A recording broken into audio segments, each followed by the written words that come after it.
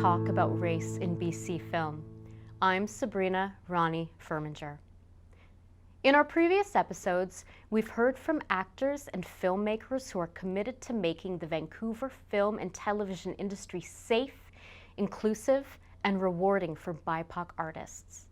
Today's episode spotlights people in leadership positions who are also committed to that goal, including one expert who advises on decolonization. Join us. Prem Gill is the Chief Executive Officer of Creative BC. How would you characterize the plight of BIPOC film workers in the BC film and television industry?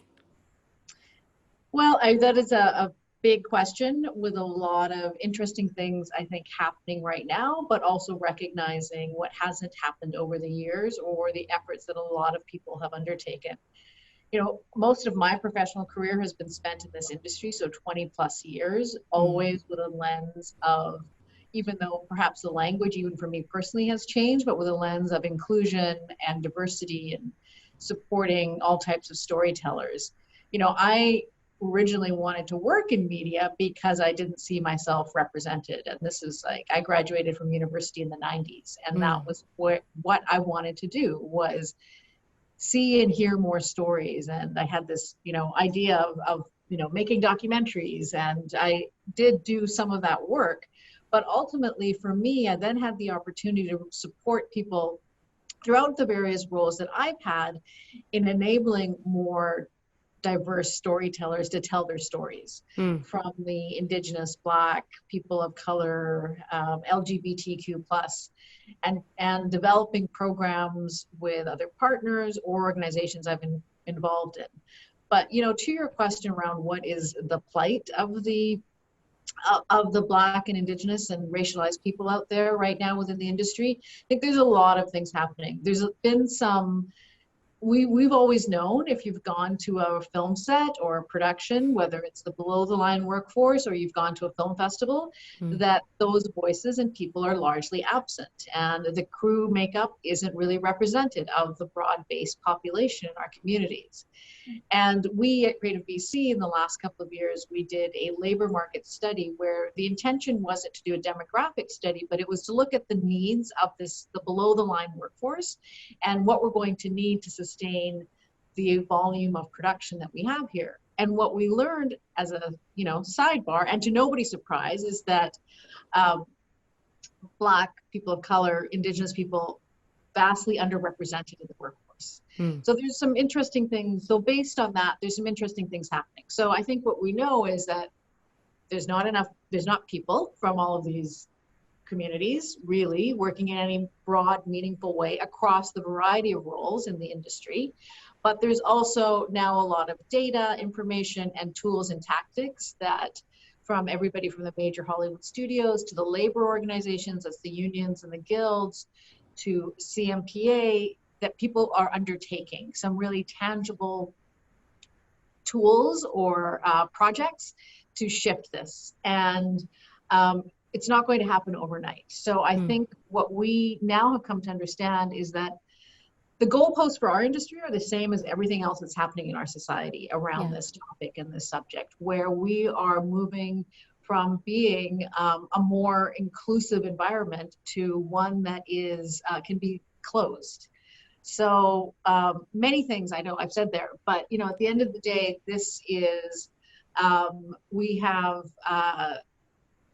the goalposts cannot not shift. I think we are at a point in our industry across the country and globally where we cannot, the conversation level has shifted, where it's now pretty much part of every meeting I'm in that's not just the meeting about diversity. And I think this is what gives me a lot of optimism and hope, to be honest. Do you find that when you are in those meetings that you are talking about the things that are actually going to lead to change, or are we still stuck at the we just need to have more representation level of conversation? I think there's a variety of things happening. What I do see happening is people understanding their position in the power they have and the influence they have, and what are they doing with that. And that's where there is some shifting. Yes, there's still conversations that may be a little more performative, shall we say, rather than moving from what we like to talk about, the transformative to the actionable, and having a long-term view on this.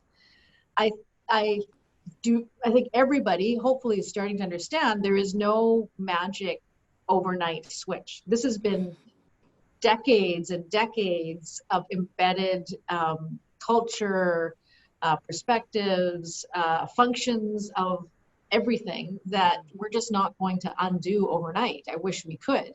However, I think and I even really struggle when people are like, let's make room at the table. Well, that means I still need your permission to be here.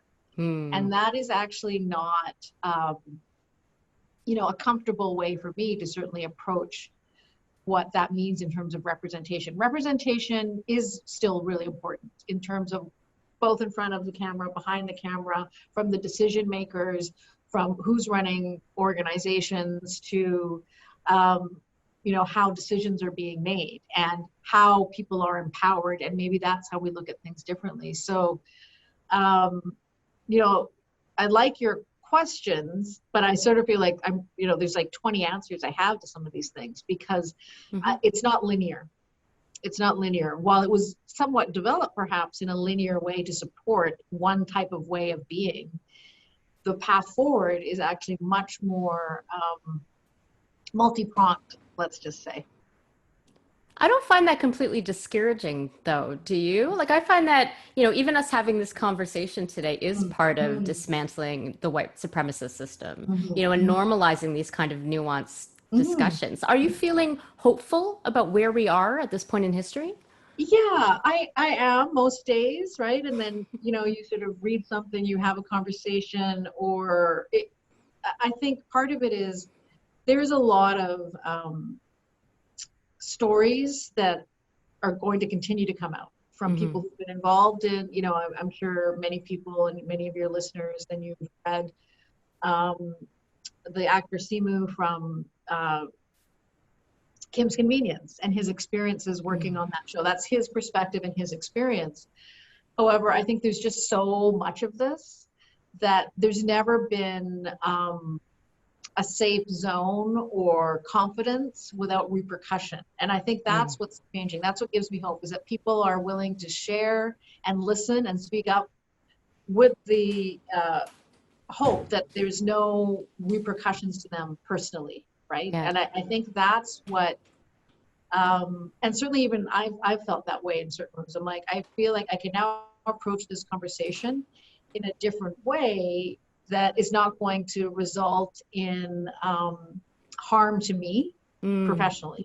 Yeah. Now, that's all, even as I say that, I'm like, well, what stopped me before? And maybe now there may still be harm, I think is what I'm trying to say. There may still be, and maybe harm sounds like an aggressive word, but maybe there might be repercussions, consequences. But it's having the confidence for some people like myself to say, well, bring it on, right? Because to your point, we have to have these conversations. What connection do you see between who is working on film and television projects and what we see on screen? And why, this is the big question, why does representation matter? Well, because otherwise you're invisible. You're not seen as worthy. You're not seen as part of the larger discourse of life and community. And, I look at, I have twin nieces who are 5 years old, and their favorite animated show is Mira the Royal Detective. And, Mira is a detective for the royal family. That's a whole other story, but, that's a separate piece. However, one of them, Sonam, she wants to live in India, and she's fascinated that my parents lived in India and they now, they live in Canada, and she can't wait after the pandemic. She wants to go to India. She's 5 years old. But it is like, I remember having so much shame at that age because I was told, you need to look like this and be like this to be valued. Yeah. Oh, it's making me emotional thinking about growing up in the 80s. There was no cartoon character who looked like me on television, you know, and the fact that your nieces get to grow up and they're watching Mira the Royal Detective and they see somebody who looks like themselves and it makes them proud of their Exactly. culture. That's huge. It really is. And that, I think, answered your question. Like, that's why Yeah. representation matters. We didn't have that. Yeah. Right. I grew up in the 70s, 80s, and, you know, I wanted to be like the Charlie's Angels because that's what was there. And that's what I thought was going to be a way to be accepted. Yeah. And I think a lot of, again, the world that we're all growing up in was, you know, don't cause trouble, you know, just try to conform, but don't conform too much, you know. All those, you know, complexities that we're growing up with and living with. But the fact that, you know, there's Asian superheroes, there's, you know, the impact that Chadwick Boseman had on so many people as the Black Panther, to Miles Morales, the Spider-Man, you know, the Spider-Verse. You know, this is huge. And I see it in the children in my life. Yeah. From my 15-year-old nephew to the 5-year-old nieces, and how this kind of representation, whether it's in media or sports or anything, or politics, like major public figures, right, that we didn't have. So if we're really going to move the needle or the pendulum, whatever we're going to call it, we cannot not have representation. It will not, nothing will shift until we really do. Our work at Creative BC, we've been really focused in the last year more specifically on what we call our JEDI work, which is justice, equity, diversity, and inclusion. And it's everything from us as individuals, really, and I think that's where it starts, is doing the work personally. But also for our team, which is not a huge team of people here, but supplying both the tools and the access if you don't have them, and making the space for the conversation and not being afraid to have that conversation. Because I think the people who are running these programs, and we really examine how we are structuring our programs, how people can access them, everything from how do we ensure that we're reaching out in a broadest way as possible for people to understand how they can access programs, but also realizing where we can have a lot of influence and impact. And, you know, so that is everything from, yes, we can create programs, like we have an equity fund that we've created within our film grant support programs, to who do we ask to support juries, to the types of events that we as individuals or as an organization are participating in, examining our own hiring practices, and the support that we provide the industry. So I always sort of like to look at, I think it's important to say, what are you doing in your own house if you're going to actually ask people to change theirs? And across the industry, also providing supports for, if we're going to really talk about workforce development, and we've got several projects underway that we'll be talking about in the coming months that are very specifically focused on Indigenous, Black, racialized people in that below the line workforce, and how do we change, it's both the recruitment of people, the advancement of people who already exist, already work in the industry, but fundamentally for me, if the culture does not change, if the cultural competencies of all of us or on a specific production, if the commitment isn't there, we know what it's like to be the person of color who comes into something and is told they're here because they're the person of color, and that's ultimately not going to. So it's critical mass, it is capacity building, it is making, you know, I often, conversations I have with colleagues is like, it's the listening, it's making the space, but it is also the, like, this is not, and I don't even want to say it like, I'm trying to figure out the right way to say it, because it's not a, you know, we're taking something from you to give it to somebody else, because that's often how these things can be situated. And I think that's why the anti-racism and the decolonization work is important for all of us to understand our place in it. So if we're not doing that in parallel, we can continue to recruit people and bring them in, but if we're not doing this other side of it, it's not going to work. So a lot of the work that we are trying to support across the industry and different organizations, whether it's through conversations or actual support programs that we can fund in some way? Is how do we develop that, continue to do these things at the same time? There's a lot of work to do. There's a lot of unraveling, dismantling, reprogramming, rethinking how we think about things, how we look at and experience people and situations.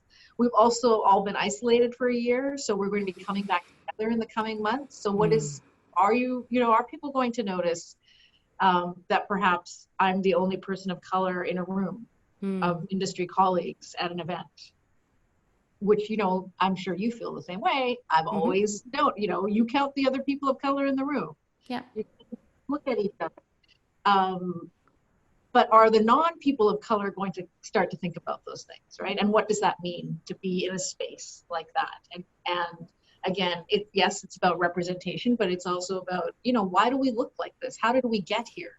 So I do think the history is really important. We can't just sort of say, okay, we're going to change everything. We have to really take the time to understand where and how we got here if we're truly going to dismantle it. Every single person has so much opportunity here to listen and learn and think about their own tactics. We all can do it. It's not just people with a job title like mine.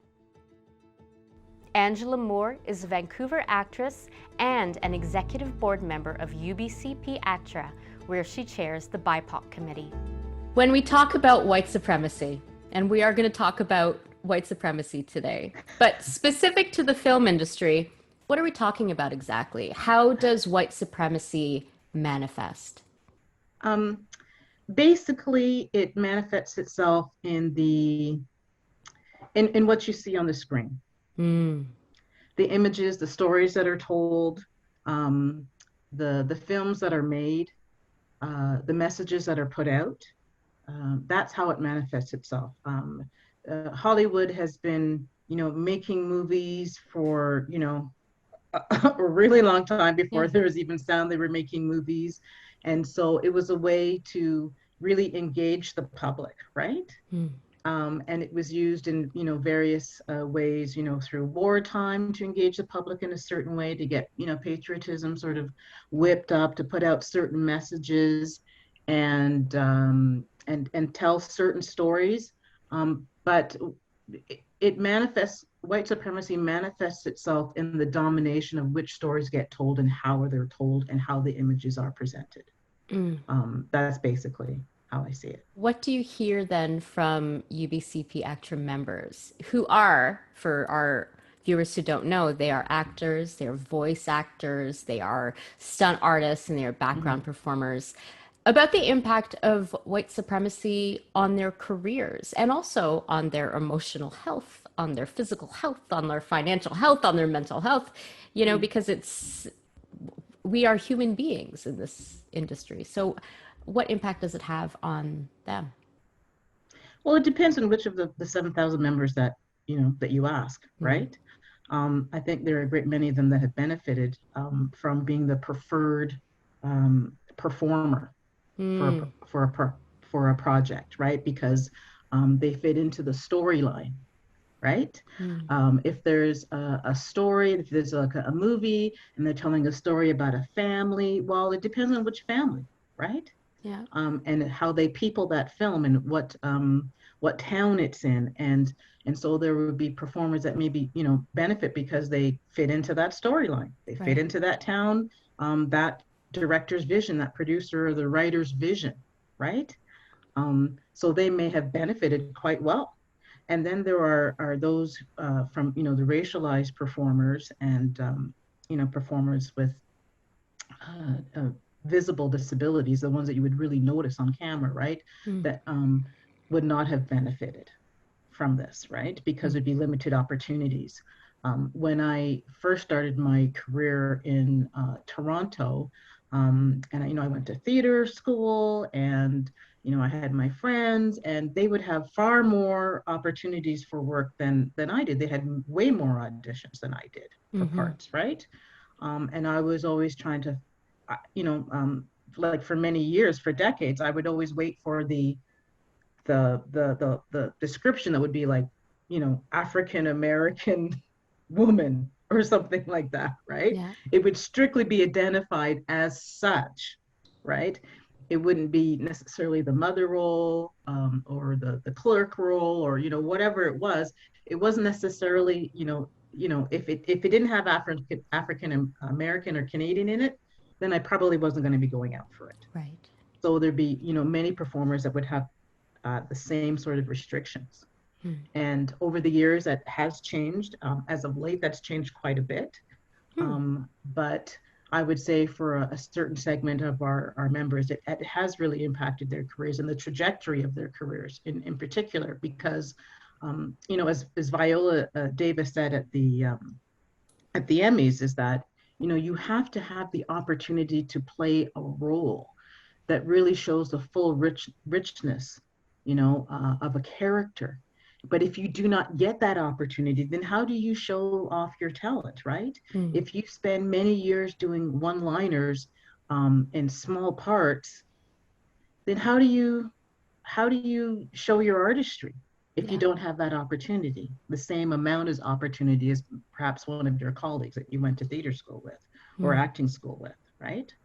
So, for stunt performers in particular, they're waiting for the performer to be, maybe a person of color, and then they would be able to step in to double them and do their stunt for them. So obviously, if there's not too many of those going around, then they would have a lesser opportunity of gaining the experience and traction that they would need in order to grow their career. Yeah. So since that has historically been the issue, then what we have, we're finding is that we're finding it more and more difficult within, BC to find as many stunt performers as we could really use right now, because they spent decades not having the same opportunities to gain experience in that, in that position. Oh. And so now we're, madly scrambling to find as many people of color to get that training. Right. For many years, stunt performers, they hired who they knew, who they worked with. And so they could get all the experience and they could get all the training. Right. And then they become, the top of their game in their careers. Right. Highly skilled performers. But if you don't have that opportunity, then how do you become highly skilled? And it's the same as actors. You mentioned that there has been a change of late. Can you tell me about what has motivated the change and also the nature of the change? I'd say during the past 4 years, there's been a distinct change in the industry. There's been a call for more richly diverse stories. And therefore more opportunities for racialized performers to audition and get those parts and be able to perform, right? Yeah. Most notably, I remember telling one of my peers that for decades in this town, I would audition with the same 12 Black women. It was always them. We'd see each other. We'd like catch up in the casting room, right? Yeah. And that's the only time I would see them is at these auditions. If I did book a part, I didn't see them on set. I was usually the one on set. And it could be just that day. And there was a joke that, God forbid there would be 2 people of color in one scene, much less the lead and, one other performer from BC. That was incredibly rare. Yeah. And it would be like, well, if they were going to give it to, a racialized performer, then it would be, maybe someone who's Black or Asian, but not both, not in the same scene. Right. Right. And so up until lately, I'd say about 3-4 years or so, I remember going into an audition room and thinking, I now see all these other, white women that, I know them, they're my friends. Yeah. But I never would audition for with them before, ever. And it started to become the norm as opposed to the exception. Yeah. And I was like, wow, this is incredible, you know, women that were maybe similar age, or had, you know, a certain, you know, look or whatever it was. But I was like, I'm auditioning with these actors. Yeah. This is new for me. Right. And I felt like this is incredible. I went from being a performer that was in a book, in a casting room that would be Black females. Black females in a binder. Yeah. And I don't think I ever saw myself as a Black female performer or as a Black actor. Yeah. You know, I just thought of myself as an actor. Right. And I remember seeing this book for the first time, and I was like, I'm in that book. I'm not in the book with just like the females. I'm in this book alone. And that really hurt me to the core. Yeah. It really did. And it was really hard to explain to some people. They didn't understand. Well, like, well, that's just another way of describing you. I said, but you don't understand. There's a book of males and females, and they have all their age ranges in that book. And that's the book I went to. I think I was looking for like an extra picture that day. So I was looking through the females book, and I'm looking through it. I'm like, I don't see my picture in here. Yeah. And then I look off to the side and I see Black females. And I think we're just in this one slim binder. Yeah. So that kind of shows you the thinking that was like, well, when we need one of those, we'll go over to this binder.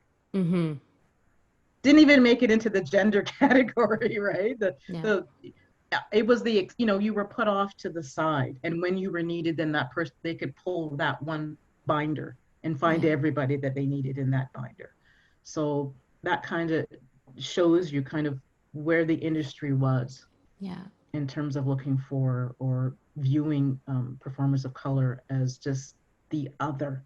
In 2020, as the anniversary just passed yesterday of George Floyd's death, and the onset of COVID and the shutdowns, I guess people didn't have anything else better to do than actually pay attention to what was going on in the world and really sit and watch, you know, 9 minutes and 40 seconds of a person's life expiring in front of them. And the subsequent, you know, BLM movement after that really brought about a real change in people's attitudes. And when I mean people's attitudes, I mean the sort of the general public. I mean, you know, Black people have always known these things have gone on since forever. Yeah. So it wasn't exactly news to us, but the fact that everyone else in the world actually cared, that was something different. And these protests were taking place across the country, across North America, you know, in Europe. Young people were getting involved, and all different types of people, not just sort of Black people, but all, you know, diverse range of people were getting involved in these protests. And then corporations started to sort of pay attention, and people started to making noise, and people inevitably point to the images that the public is being fed, right? Yeah. And corporations are like, oh, this might cost us some money. Yeah. You know, people's eyes are really upon us, and they started to make some statements, some performative, and some that they actually had an intention to change things. Some of it, I think, was fairly on the surface, but most notably, I think, was the images that were shown on the TV. And that's been quite interesting to watch in a year, the images that I've seen on the commercials. All of a sudden, I'm seeing like, oh my God, I have never seen so many people of color in commercials in my entire career. It was like they just discovered us. So what are some actions that UBCP ACTRA is taking to confront racism in all of its forms, in its many forms, in the industry head on? I think, well, we've engaged a census, first of all, that I've actively been advocating for years, actually, because at one point our committee was combing through IMDb and all the productions that were shot in BC to find out how diverse they were casting. Yeah. And it was really low. It's a non-scientific survey, but it was, you know, we were like, oh, so I may have had this many auditions, but this is who they ended up casting. So we actually have sort of, you know, non-scientific statistics on what was being shot in BC during a certain time period. And so because of that, I thought, you know what, we need to really step it up and find out who our members are, number one. Because other than we had gender statistics, but we didn't have anything else. And so we have engaged a membership in a census to better understand the makeup of our membership, with results to be expected later this year.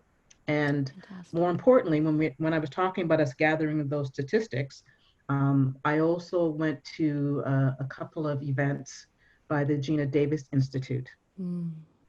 And I met Marilyn Denono, and I actually met Gina Davis as well. And they were talking about the work that they were doing in the States about capturing gender on screen, and the amount of time that, you know, female gender was being presented and how long they were talking, et cetera, in the movies. And I thought, oh my God, I wonder if they could help us. And so we reached out and we commissioned the Gina Davis Institute on the study of BC's on-screen representation. Wow. That was a major win. Yeah. That was a major win. And once the union really saw the need to become a leader in this. And in order to become a leader in this, we needed to have information, we needed to have data. And that was something I was convinced when I was listening to these women talk, because people just go, well, no, we have this show, we've had these shows. There's racialized performers, there's Black performers, we don't have a problem, right? But when you actually started to look for statistics, in particular in Canada, we don't really do statistics based on race quite a bit here, on any sort of subject. But we were really convinced that statistics was the way to go. And so we have commissioned them to help us. And I think that's going to be really exciting. Because then so we'll this know. data. We'll know. We will know then. We will actually know, as opposed to us sort of, our members, our committee members going through IMDb, trying to find out who's cast and, and who got the part and blah, blah, blah, and all that stuff. We actually have, some experts and professionals who are going to be helping us do this work. Yeah. This data will support our efforts to lobby the provincial government to really review its tax credit system. This is how you make substantial change in the industry. Right. Number one, getting them to understand that there's a problem of systemic racism within the film and television industry, getting them to acknowledge that. Number two, trying to do something for our members, right? And in order to have that, you have to prove your case. So you get that data. And then once you have that data, you can go to the provincial government and have conversations with them on a really serious level, because, this industry generates $3.6 billion in the provincial economy. That's right. That's substantial. So, our members and our industry deserves the attention. Yeah. Right? This calling for a portion of the tax credits to be earmarked for producers to meet equity targets in their hiring practices. That's really important, because that's how you make the change. Yes. It's not even just people in front of the camera, but it's people behind the camera as well. I talked earlier about the storytelling, right? Yeah. Whose stories get told? Whose narrative is being put out there? Right. We have such a rich diversity in our nation and a rich diversity in our stories, and they really need to be heard. They're beautiful stories that everyone can relate to. Yeah. I think we just have to expand our perspectives. Kim Haxton is from the Waututh First Nation in Northern Ontario. She works with Elevate inclusion strategies in the area of decolonization, particularly as it applies to language, economics, gender, and art. There's a term, like, we live in a culture of make-believe. And literally, it's our hyper capitalist consumer culture is based on enslaved bodies and stolen land. And the systems and institutions that have then been built out of that, you know, which also relates to our very core, the way that the lenses that we see the world, whether it's privilege or power, you know, contribute to it. So it's like all the things that are external are also happening internally. So whether it's intergenerational family trauma or, you know, color of your skin, ableism, sexual identity, all of those things, refugee, immigrant, like there's so many different things at play. But then we have these institutions, especially in North America, that we know are built on systemic racism. Like we all come from cultures of storytelling, right? Yes. And then we look at how the framework of also being close to positions of power or supremacy was the domination of a narrative over everybody else, right? And how we hold that within ourselves. And it doesn't matter if you're a person of color or if you're a person that's a white person. We all have been shaped and informed by an education system, by consumer society. There's one thing about film industry that I love. I love going to a movie theater. And everybody's taking on a story where you can hear people sobbing or you can hear everybody laughing. And I'm like, how magical is that? You know, like that is really important to hold, is the power of storytelling, you know, and the power of the industry of how dance, there's 5 things that are universal, 7 things that are universal for healing. Food, everybody likes sharing food, every culture. Laughter, right? You know, even if you can't speak the same language, we can see things and we can both laugh, you know, and that's like, it feels good.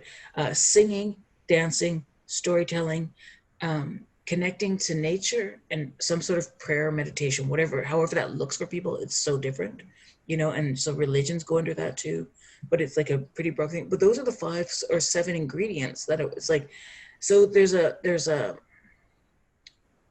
opportunity for people to dial into creativity, because the thing is that we're going forward without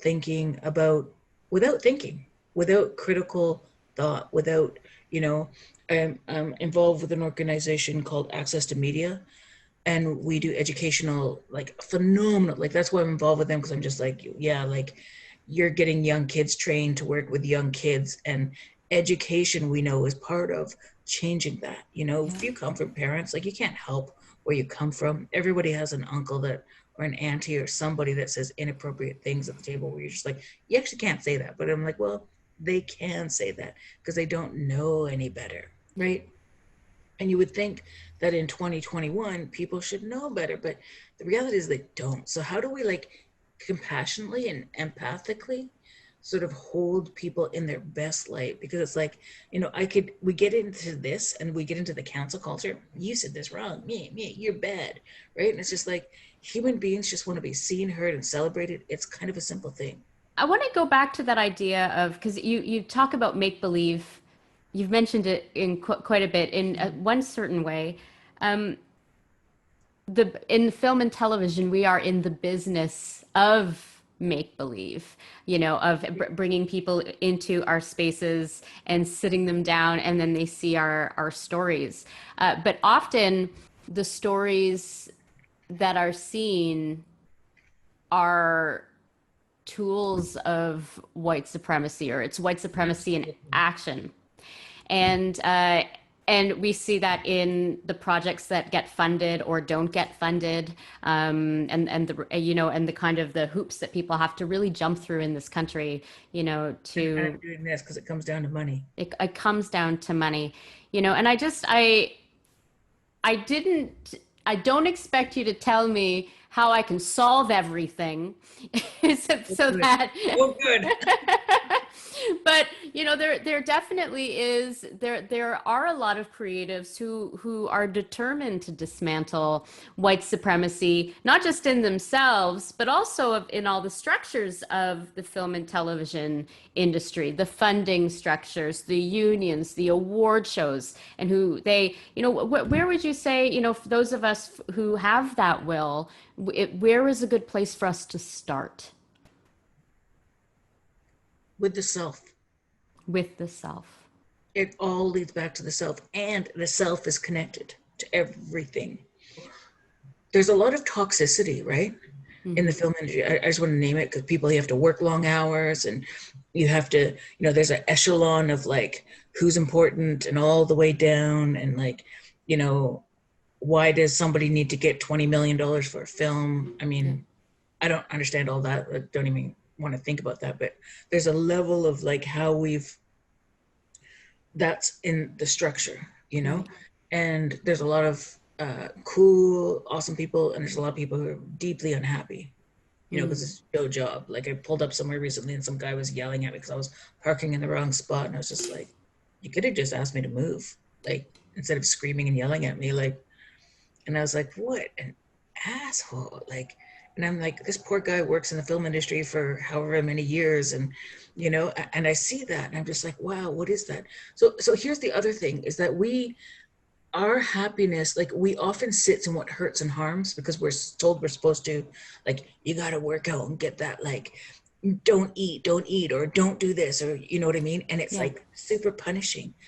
And instead of what nourishes and heals, right? And so when we think of industry, whatever the industry is, which is based on that, like, consume, take, but there's not a place of reciprocity in a lot of the film industry. There is in certain things you see in some of the documentary films, and you see people giving back into that place, but there's not a lot of it. You have mentioned that you are working with people in the film industry who are committed to having conversations around reconciliation. What kind of will do you see there, and what does reconciliation in the film industry look like in practice? So what kind of will is there? And that's where it might get a little bit hopeless, but who's that filmmaker that just hired all his people he hired were Indigenous staff? Some famous dude, actor. Was that Ryan Reynolds who did that? Yeah. Who kind of, that's like huge. Or somebody like Mark Ruffalo, I don't know. Mark Ruffalo, yes. Right, who was very much involved with like the pipelines, and it's like, it kind of sucks because they get to come in and do that, but it's also really important in their platform that they actually elevate, these issues. People are just under pressure, but I think that's it. Is like, for example, when we think of pressure, like we never did any recycling when I was a little kid. And then it became the thing, it became super chic and cool, and now everybody recycles, right? And so a movement is led by people, a movement is led through education and awareness. And so I think we're at a place right now, and there's a lot of people who get it, because the fact is, the film industry is multicultural. You've got somebody like Raoul Peck, right? Exterminate All the Brutes. Brutal, amazing, right? The story that he told there. And so you're seeing stuff like that people are like, hang on a second, and there's so many other stories, right? Like Helen Haig Brown with a feature length film with Gwai, right? And you see that, you're seeing like other stories and other ways of looking at things, to be like, wait a second, and we're starting to see that level of. And it's slow. I just got to say this. It's slow, not to give anybody any permission to be slow. It's like, of course I want to be like, wake up, right? But it's like people are starting to have this conversation. And I mean, I'm sure they've been having it for a while, but I really, really believe that as we're coming into like self-awareness and this place where people are like, this isn't right. But it's like, to understand that it's also within the institution and the system, that just because you're going to hire people of color, I've got somebody who's like, okay, we've put together around hiring more Indigenous staff, but he said, when you look on our website, it says this and it looks really great. He said, but I also know that we're still going to harm all the Indigenous people coming in. So what do I need to know as a white guy so that I'm not causing more harm. Right. Not bringing people into a toxic workplace. Exactly, right? And so that speaks volumes about the years of the industry. Representation matters, right? How do we, when we're talking about reconciliation, we also need to be thinking about, you know, what are the history and the customs and the protocols of the people's land who, wherever you're living, that we're on? What permissions do we need? You know, and start re-understanding, recalibrating the relationships to the land that we're on, because it's all stolen land. It's like 100% one coast to coast to coast, Indigenous land, you know, and people don't get that. People are like, oh, well, they're, you know, but it's in those conversations that we have to lean in to like, be like, you know what? No, that's not okay. And, you know, Canadians are so polite, for sure, right? We're like, oh, sorry. But to be able to engage uncomfortable conversations is so hard, especially without knowing that you're going to get slapped back on it, right? And people are holding their positions out of fear, you know, and not doing that. But we need to be courageous to be like, this is bullshit. Yeah. You know, and it's okay. Like, you know, and it's like some of the conversations, like I get in with people, big organizations, like, this is really uncomfortable and awful, and everybody's feeling guilty and wants to sweep it under the carpet, but we can't. Yeah. And you messed up, and it's okay that you messed up. What did you learn?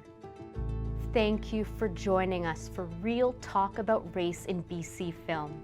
Today's program was made possible with a grant from Human Rights Internet. You can find previous episodes of Real Talk About Race in BC Film on YouTube. Thank you for watching. Keep talking and keep listening.